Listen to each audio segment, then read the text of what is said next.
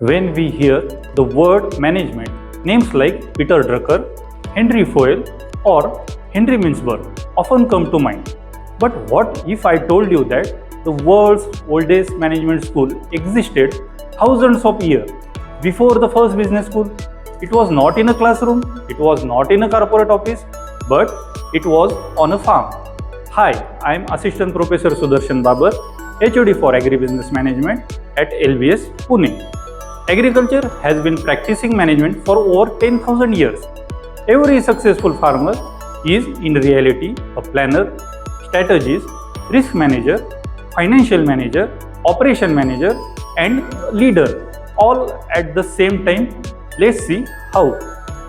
Henry Fayol said that the first function of management is planning. Now think about a farmer. Does a farmer simply wake up one morning and decide to sow seeds? Never. Before sowing begins, the farmer studies the weather forecast, examines soil health, chooses the appropriate crop variety, arranges seeds and fertilizer, estimates labor requirements, and plans the budget.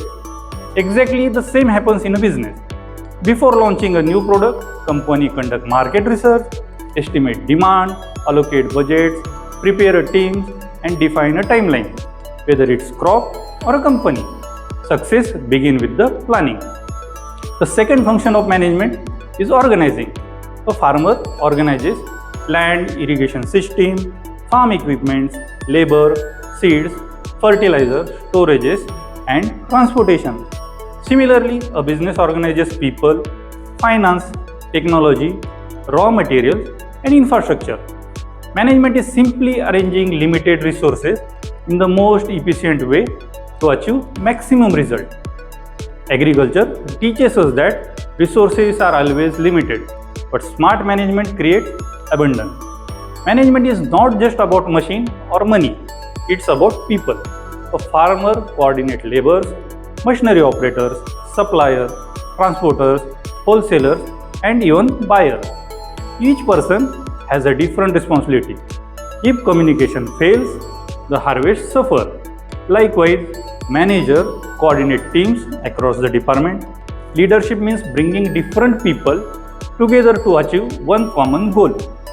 Just like a farmer leads an entire farming ecosystem. Agriculture is perhaps the best teacher of risk management. Farmers faces uncertain rainfall, pest attacks, fluctuating market prices, labor shortage, and even climate change. Yet they don't stop farming.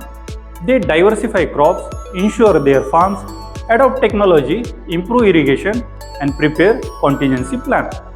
Even businesses face similar uncertainties: economic recessions, changing customer preferences, technological disruption, and global competition.